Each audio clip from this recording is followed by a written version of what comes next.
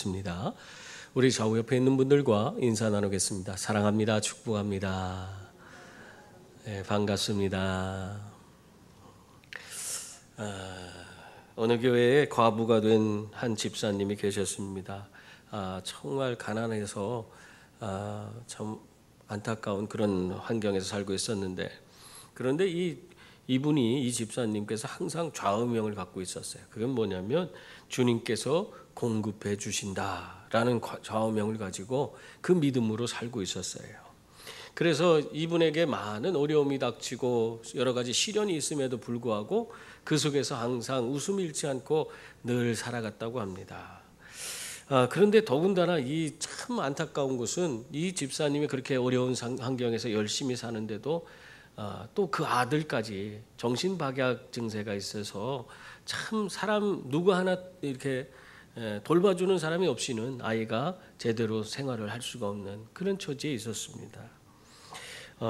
그러다가 어느 날 이분이 점점 지병이 심해지고 그 관절염까지 더 악화돼서 더 이상 움직일 수 없는, 그냥 누워만 있어야 되는 그런 처지가 됐어요. 그 소식을 듣고 교인들이 부랴부랴 신방을 갔습니다.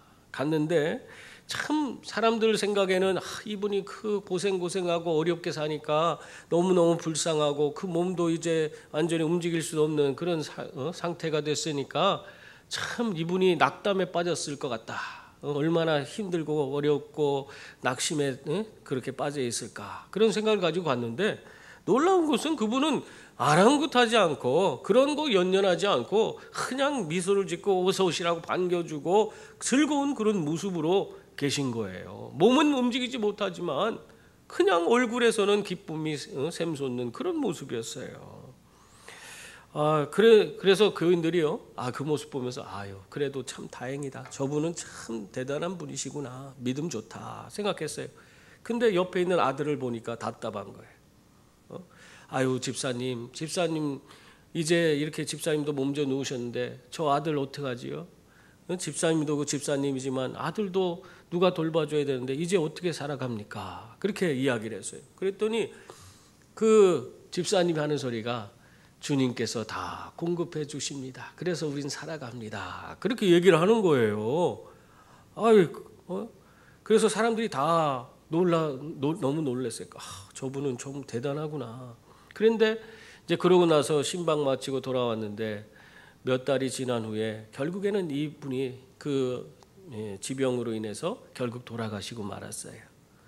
그러니까 교회에서 정말 마음이 아파서 그분을 위해서 장례를 잘 치러주고 그 장례를 마친 후에 생각해 보니까 그 정신지체가 있는 그 아들 어떻게 된가?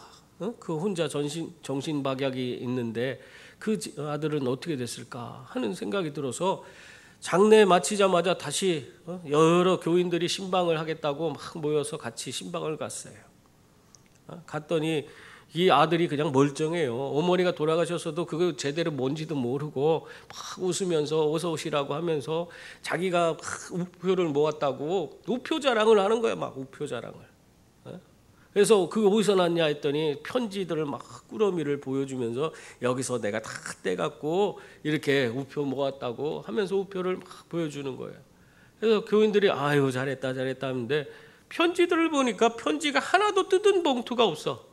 뜯지도 않고 우표만 그냥 떼어내서 그걸 모아놓은 거예요. 어머니 앞으로 온 편지가 그렇게 많이 쌓였는데 그 편지를 하나도 열어보지도 못한 거야. 그래서 교인들이 이 뭔 내용인가 이거 한번 보자 해서 다 뜯어서 보니까 그 안에 이 모자를 위해서 후원하는 돈들이 들어있는 거예요. 그래 그걸 다 꺼내서 수합해 보니까 이 정신박약을 앓고 있는 이 아들의 평생 동안 잘 살 수 있을 정도 그 정도의 돈이 거기에 모아져 있는 거예요. 그럼 그 모습을 이 교인들이 체험하고는 그때 그 집사님이 하는 그 생각이, 그 말씀이 떠올랐다는 겁니다. 그 집사님 뭐라고 했어요? 모든 것을 다 주님께서 공급해 주십니다. 본인은 떠나갔지만 그 아들의 그 모든 필요를 하나님이 또 다 채워주실 걸 믿고 있었는데, 정말로 그 편지 속에 이미 그 금액들이, 많은 돈들이 들어있어서 아들이 어렵지 않게 시설에 가서 잘 지낼 수 있는 그 금액이 다 거기 안에 준비되어 있었던 것입니다. 여러분, 우리가 우리 인생을 내가 하둥바둥하면서 뭔가 내가 안 하면 안 될 것처럼 생각을 하지만은 실상 우리의 모든 걸음을 인도하시는 분은 하나님이신 줄 믿습니다. 내가 내 인생의 모든 것을 다 내려놓고 내 인생의 문제도 내려놓고 주님 바라보고 주님께 모든 걸 맡기면 주님께서 우리의 모든 필요를 채워주시고 공급해 주실 줄 믿습니다. 그러므로 우리는 어떻게 해야 돼요? 항상 예수님 온전히 바라보고 예수님을 믿는 믿음 안에서 살아가는 그런 주의 자녀들이 다 될 수 있기를 바랍니다. 그래서 오늘 13절 말씀에서도 그 얘기를 하고 있는 거예요. 그러므로 너희 마음에 허리를 동이고 근신하여 예수 그리스도께서 나타나실 때에 너희에게 가져다 주실 은혜를 온전히 바랄지어다. 아멘. 예수님을 온전히 바라보는 자들은 예수님께서 공급해 주시는 놀라운 은혜를 덧입게 되는 줄 믿습니다. 예수님은 우리 인생에 가장 좋은 것을 주시는 그런 하나님이십니다. 예수님께서 이 땅에 오셔서 뭐라고 하셨어요? 내가 온 것은 양으로 생명을 얻게 하고 더 풍성히 얻게 하려는 것이라고 말씀하셨습니다. 예수님을 바라보는 자들에게 예수님께서는 그들의 모든 필요를 채워주시고 풍성히 더해주시는 분이신 줄 믿습니다. 그래서 우리는 예수님 붙들고 사는 거예요. 좀 부족해도 어려워도 예수님 그 붙들고 믿음으로 살아가면 하나님께서 다 그 모든 걸음을 지켜주시고 모든 필요를 채워주실 줄 믿습니다. 특히 오늘 말씀은 우리에게 어떤 교훈을 남기고 있냐면 우리가 예수를 믿었으면 이제는 사욕을 쫓는 자가 되지 말라. 그리고 모든 행실에 있어서 거룩한 자가 되라고 그렇게 말씀하고 있습니다. 14절 15절 말씀이에요. 우리 함께 읽어볼까요? 너희가 순종하는 자식처럼 전에 알지 못할 때에 따르던 너희 사욕을 본받지 말고 오직 너희를 부르신 거룩한 이처럼 너희도 모든 행실에 거룩한 자가 되라. 아멘. 이 사욕을 본받는다는 게 뭡니까? 이들에게 사욕을 본받는다는 것은 세상을 쫓아 사는 것을 의미하고 있습니다. 결국에 우리가 이 세상 안에 사는데 세상을 쫓아 살지 않는다는 건 참 어떻게 보면 너무너무 어려운 거 아닙니까? 세상 안에 살아가는 자들인데 어떻게 세상을 쫓지 말라는 건지. 근데 이 사욕을 쫓지 말라는 말은 결국 세상을 쫓지 말라는 얘기예요.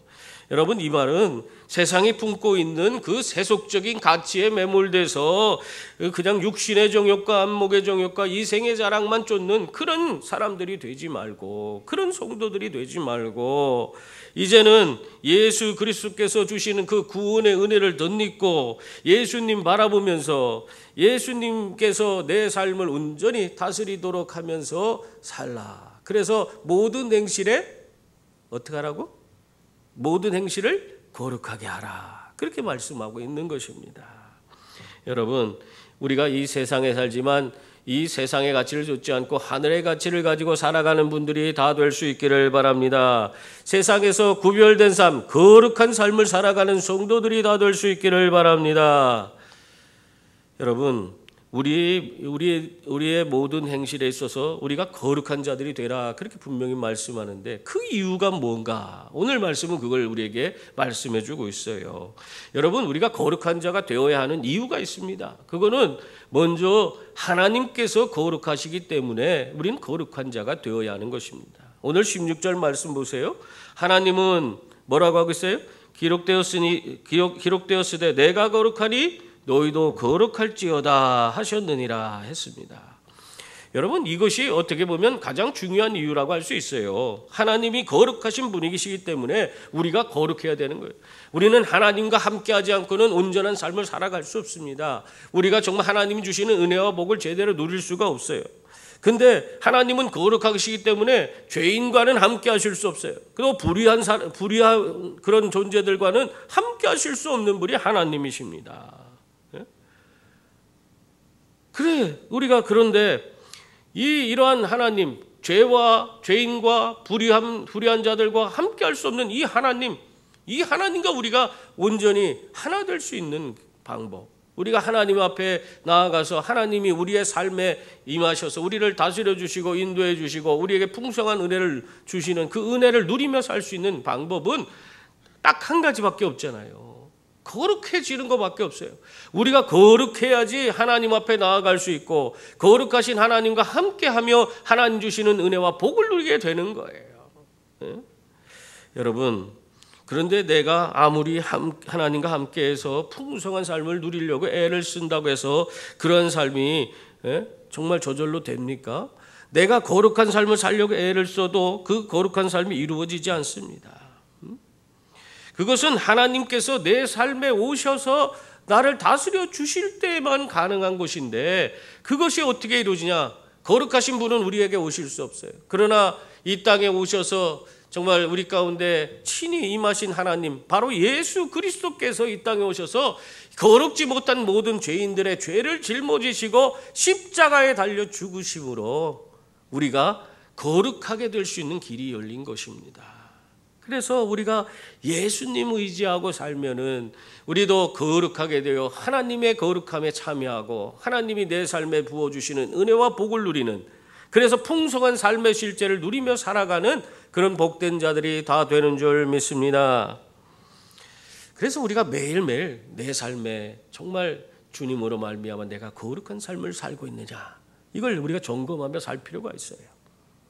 프랑스의 화가인 프랑스와 밀레 알죠? 이 밀레는 원래 누드 화가였습니다. 그때 당시에는 누드 화가 아주 대다수의 사람들이 다 누드화를 그리고 있는 그런 시대였기 때문에, 그리고 또 누드화가 잘 팔렸어요. 다른 그림보다도 더 아주 사람들에게 인기가 많아서 많은 그림이 잘 팔리게 돼서 화가들이 경제적으로 좀 여유 있게 살 수 있는 그 길이 바로 누드화를 그리는 길이었습니다. 그런데 어느 날 이 누드화를 많이 팔고 그래서 기분 좋아서 집에 가고 있는데 자신이 그린 누드화를 보면서 아니 몇몇 사람들이 모여갖고는 음담패설을 하는 거야. 그 앞에서 뭐 어쩌고 저쩌고 하면서 그걸 들은 이 밀레가 충격을 받았어요. 너무 마음이 안 좋은 거야. 내가 저런 사람들에게 음담패설을 하려고 저런 그림을 그린 게 아닌데 이제는 저 사람들에게 저렇게 음담패설하고 막 그렇게 나쁜 얘기하는 그런 그림은 내가 그리지 않아야겠다. 그렇게 결심을 했습니다. 한마디로 말하면 이제부터는 자기가 생각하는 그런 돈 잘 벌리는 그런 그림 안 그리겠다는 거예요. 이거는 참 어떻게 보면은 자신들이 가장 쉽게 먹고 사는 문제를 해결할 수 있는 그 길을 자기 스스로가 포기하는 거와 마찬가지예요. 그런 결심을 하고는 이 밀레가 집에 돌아왔어요. 집에 와서 아내에게 얘기했습니다. 아내에게 얘기하면 어떻게 됐을까요?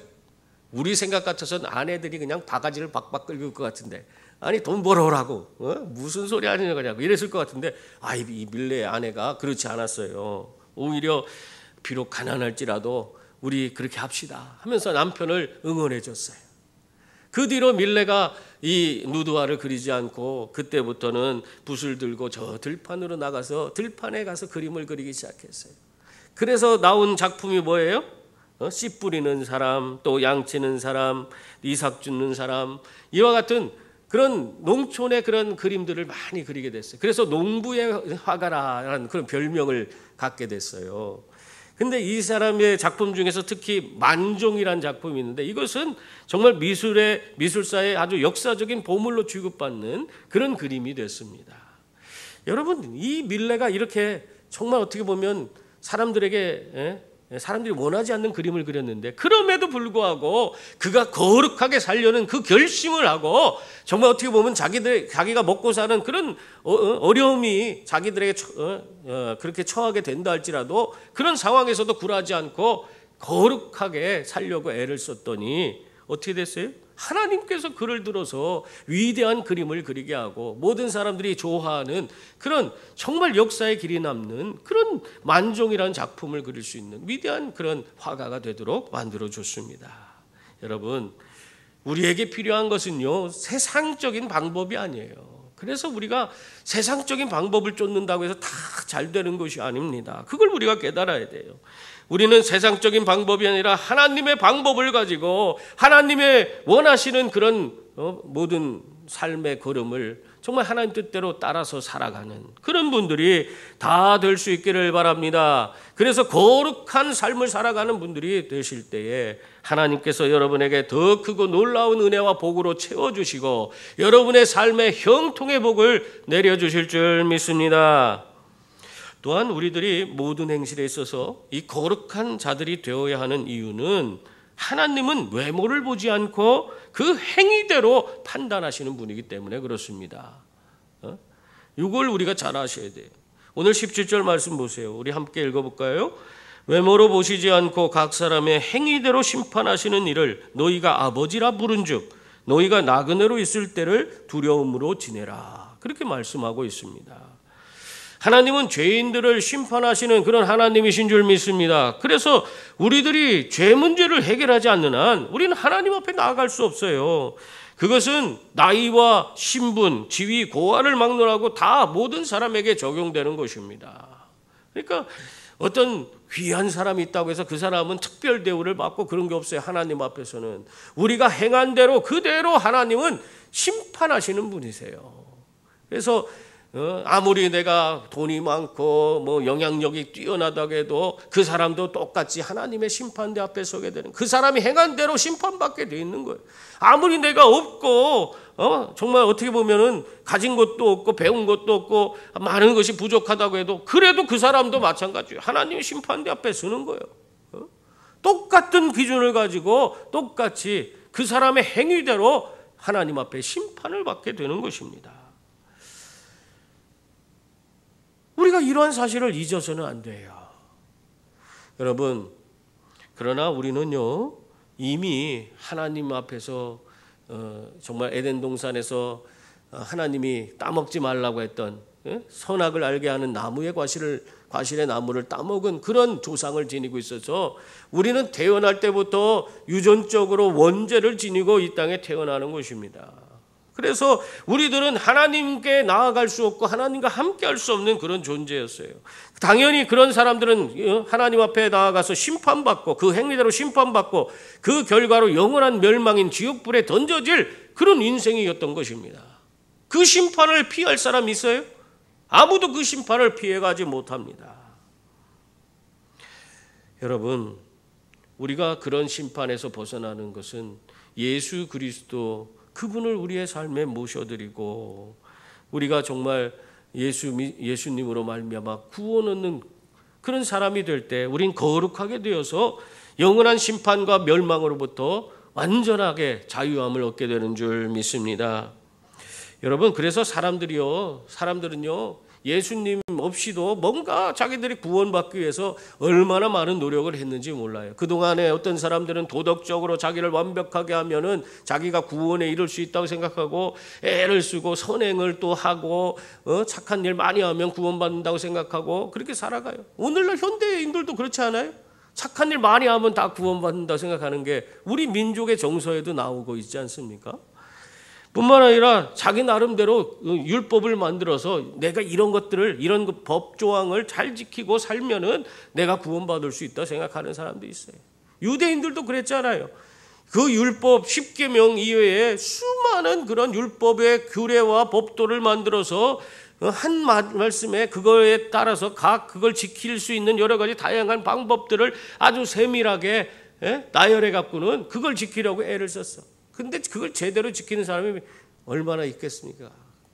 그걸 만든 사람도 못 지키게 그렇게 법을 만들어서 그 사람들에게 그걸 가르쳤지만은 그걸로는 그들이 구원받을 수가 없었습니다. 그게 예수님이 그래서 오신 거 아니에요? 여러분, 사람들은요 자기가 아무리 스스로 구원받기 위한 노력을 아무리 해도 거룩하게 되지 못해서 결국에는 심판받는 그런 존재인 것입니다. 그래서 우리들은 인정해야 돼요. 우리는 많이 배운 자나 못 배운 자나 또 많이 가진 자나 못 가진 자나 할 것 없이 그 신분, 지위, 고하를 떠나서 누구든지 우리의 행위대로 우리는 다 심판받으면 결과적으로는 그 우리의 행위가 우리를 영원한 지옥불로 나아가도록 그렇게 우리가 영원한 죽음을 경험하는 그런 멸망받을 존재라는 사실을 인정해야만 하는 것입니다. 그러나 우리가 그런 삶에서 우리가 온전히 벗어나는 길이 딱 한 가지가 있습니다. 우리 하나님께서 우리를 위해서 창세전부터 예비하시고 그 준비하셔서 예수 그리스도를 이 땅에 보내주신 것입니다. 그래서 예수님을 우리가 우리의 삶의 중심에 모셔드리고 그분의 인도하심을 받으면 우리의 모든 행실이 거룩하게 되는 거예요. 예수님 외에는 하나님의 모든 요구를 다 이루신 분이 없기 때문에 그렇습니다. 그래서 우리의 행위가 온전해지려면 어떻게 돼요? 내 생각과 내 고집, 내 경험을 따라 사는 것이 아니라 예수님의 말씀을 따라서 예수님의 뜻대로 모든 것을 예수님께 맡기고 그분의 인도하심을 받으며 살아갈 때에만이 우리가 거룩한 삶을 살아가게 되는 것입니다. 그러니까 여러분들이 지금 신앙생활 하면서도 내 생각대로 내 고집대로 내 마음대로 살고 있으면은 그 사람은 거룩한 삶을 살고 있는 걸까요? 아닐까요? 거룩한 삶을 살지 못하는 거예요. 예수님이 여러분의 삶의 주인이 되어주셔서 여러분을 다스리도록, 그래서 여러분의 삶을 인도하시도록 해야만이 거룩한 삶이 되는 거예요. 그걸 거듭났다고 하는 겁니다. 여러분 인생이 예수 믿고 난 거듭났어 얘기하면 뭐합니까? 내가 내 인생의 주인이 돼서 내 마음대로 하는데 그건 거듭난 게 아니에요. 예수님이 내 인생의 주인이 되어주셔야 돼요. 그래야지 거듭난 거예요. 그분이 내 삶을 그분의 뜻 가운데서 나를 인도해 가셔야지만이 내가 거룩한 삶을 살아서 모든 행실에 거룩한 자가 되는 것입니다. 한 레스토랑에서 어떤 사람들이 막 이야기를 하는데 그 중에 어떤 한 사람이 일어나더니 이런 얘기를 했대요. 나는 태어날 때부터 이미 아담으로부터 유전받은 그 원죄를 갖고 있기 때문에 죄인으로 태어났으니까 내가 이 땅에 살다가 죄인이 태어날 때부터 내가 생각하지도 않고 뭐 내가 행하지도 않았는데 죄인이라고 해서 그렇게 살다가 결국에 나중에 심판받아서 지옥에 가면 그게 뭐가 공평한 거냐? 하나님은 불공평한 거 아니냐? 뭐 그런 얘기를 하더래요. 그래서 그 얘기를 듣던 예수 믿는 사람이 뭐라고 했냐면 아니 그건 그렇지 않다고. 하나님은 우리가 죄인으로 태어났기 때문에 심판하는 것이 아니라 우리에게 죄를 해결할 수 있는, 죄를 피할 수 있는 길을 열어주셨는데 그 길인 예수 그리스도를 이 땅에 보내주셨는데 그 예수 그리스도를 믿지 않았기 때문에 그래서 심판받는 거라고 그렇게 이야기를 했다고 그래요. 그러면서 한 가지 더 예를 들어주는데 여러분 한번 생각해 보세요. 한밤중에 막 누가 문을 두드리는 거예요. 그러면서 불이 났다고 빨리 나오라고 막 알려주는 거예요. 그러면 그 상황에서 우리는 어떻게 해야 됩니까? 불이 났다고 막 밖에서 소리치고 문을 두드리고 빨리 나오라고 하는데 근데 자기가 뭐라고 우리 집에 불 난 걸 가지고 자기가 그렇게 떠드나? 이 집은 내 집이야. 내 마음대로 할 거야. 그러면서 자기가 나가지 않는다고 생각해 보세요. 그래서 결과적으로는 불이 휩싸여서 그 사람도 그 안에서 죽고 말았어요. 그러면 그 죽음의 책임이 누구의 책임이에요? 그 사람에게 가서 불이 났다고 알려주고 문을 두드리고 빨리 나오라고 외친 사람의 책임입니까? 그 소리를 듣고도 나가지 않은 사람의 책임 아니에요? 지금 그 얘기를 하는 거예요. 여러분, 이미 예수님이 오셔서 우리들이 심판에 이르지 않는 그 길을 다 알려주셨습니다. 누구든지 그 행위대로 심판받아서 영원한 형벌받고 지옥불에 던져져야 될 그런 존재라고 다 그렇게 알고 있는데 그런데 예수님이 오셔서는 그런 심판에 이르지 않고 우리가 구원받을 수 있는 길을 알려주셨어요. 그 예수님을 믿지 못하고 예수님께 나오지 못하는 그런 자들이 그건 누구에게 책임을 물어야 되는 겁니까? 그걸 예수님께 나오지 않는 자기 자신의 그 책임을 져야만 하는 것입니다. 여러분, 그러므로 여러분의 인생 정말 하나님 앞에서 모든 행실에 거룩하게 되는 자들이 되어서 정말 우리가 예수님 그 손을 온전히 붙들고 예수님의 인도하심 따라서 살아가심으로 늘 우리가 정말 하나님의 구원의 길에 서서 날마다 기쁨과 감격 속에 영광 돌리는 복된 자들이 다 될 수 있기를 바랍니다. 그리고 또한 모든 행실에 거룩한 자들이 되어야 하는 그런 이유는 우리의 구원이 그리스도 예수 그 보배로운 피로 말미암아 주어졌기 때문입니다. 18절 19절 말씀 보세요. 거기 보면 너희가 알거니와 너희 조상이 물려준 헛된 행실에서 대속함을 받은 것은 은이나 금같이 없어질 것으로 된 것이 아니요 오직 흠없고 점없는 어린 양 같은 그리스도의 보배로운 피로 된 것이니라. 그렇게 말씀하고 있습니다. 여기서 너희 조상이 물려준 헛된 행실이라는 것은 지금 이방인 땅에 편지를 보낸 거기 때문에 이방인들이 그동안 조상 때부터 행해오던 그런 행위를 말하는 거예요. 그것이 뭐냐? 우상숭배입니다. 우상숭배. 그들은 하나님을 알지 못하던 때에 이미 조상 때부터 헛된 우상에 빠져서 그 우상을 섬기던 그런 자였다는 것입니다. 그러나 그들이 구원을 받게 되었다면 이제는 그 구원이 어떻게 이루어졌어요?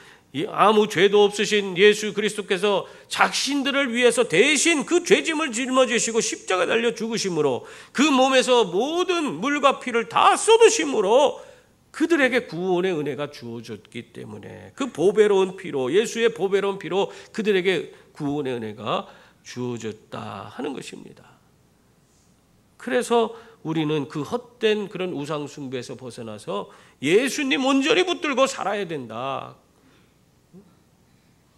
그래서 모든 행실을 거룩하게 하는 그런 성도가 되어야 한다. 그 말씀을 하고 있는 겁니다. 여러분, 세상에서 아무리 금은보화를 준다고 해도 여러분 그 구원을 살 수 있어요? 여러분이 엄청난 돈이 많아서 그 돈을 가지고 구원을 사러 다녀 보세요. 어디서 구원을 얻을 수 있는가?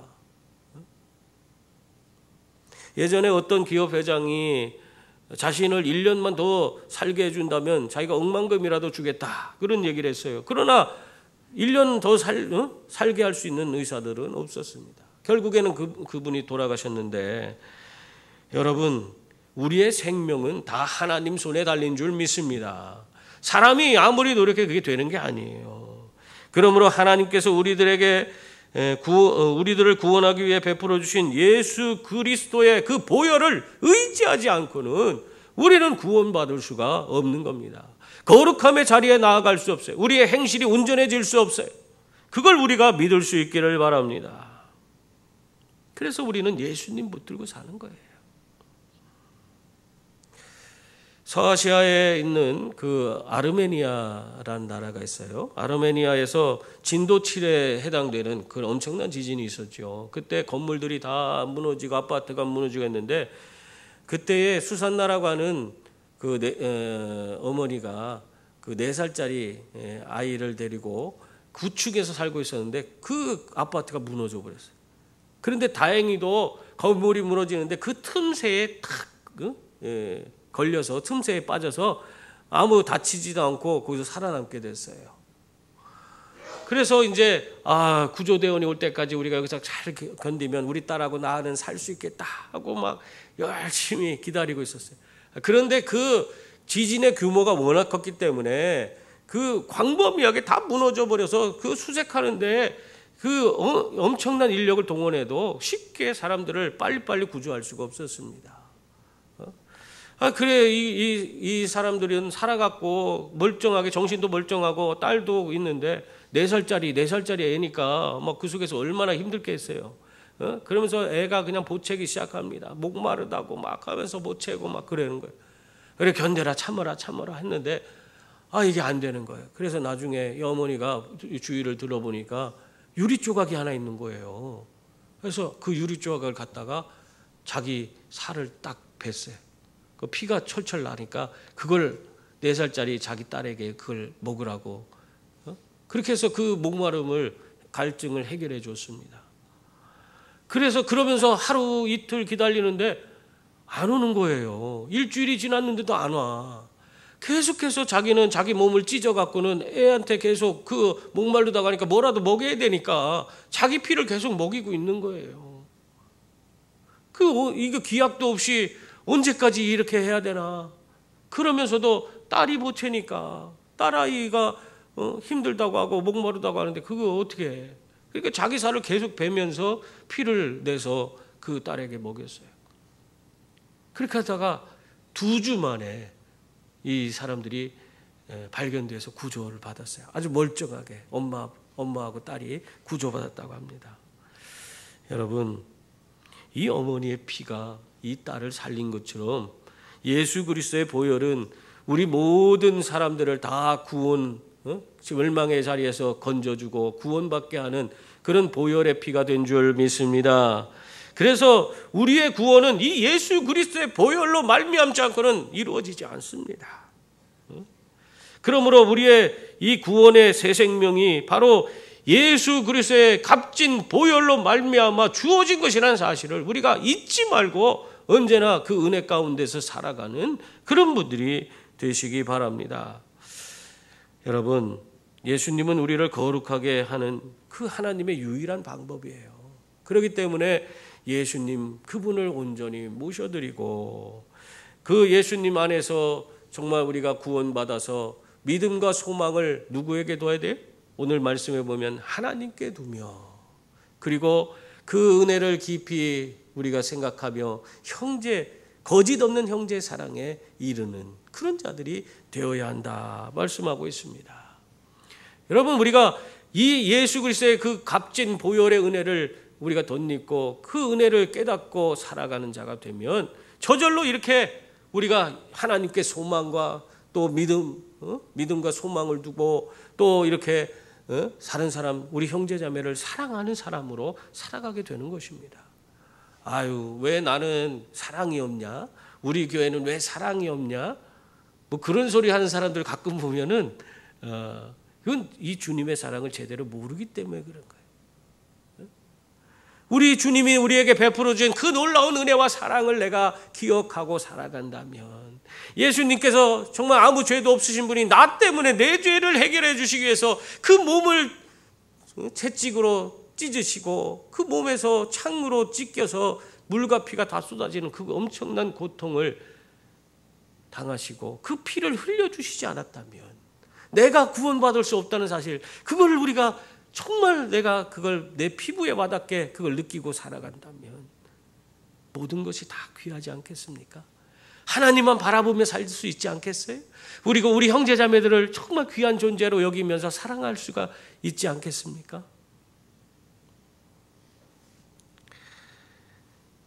사랑하는 성도님들, 밀라노에 가면은 예전에 제가 알던 목사님이 밀라노에서 오랜 동안 선교사로 있다가 오신 분인데 밀라노 자랑을 얼마나 많이 하는지 그냥 매일 밀라노 얘기를 해줘요.